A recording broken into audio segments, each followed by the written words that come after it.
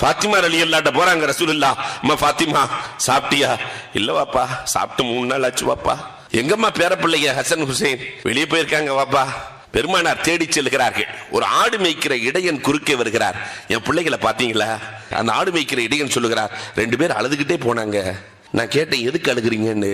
சாப்பிட்டு 3 நாள் ஆச்சு, பசியா இருக்குன்னு சொல்லி அழுது கொண்டே செல்கிறார்கள். என்னால் தாங்க முடியாமல் நான் வைத்திருக்கிற ஆட்டில் பாலை கறந்து வேகமாக தம்பி ஹுசைன் இடத்திலே கொடுத்தேன். ஹுசைன் ரலியல்லாஹு வாங்கி குடிக்கிறதுக்கு வாய் வரை கொண்டு சென்றார்கள். அண்ணன் ஹசன் அலி தடுத்து விட்டார்கள். அந்த ஹசன் அலி என்னை பார்த்து கேட்டார்கள், உன் எஜமான் ஆட்டிலே பால் கறந்து குடிக்க அனுமதி கொடுத்திருக்கிறாரான்னு கேட்டாங்க.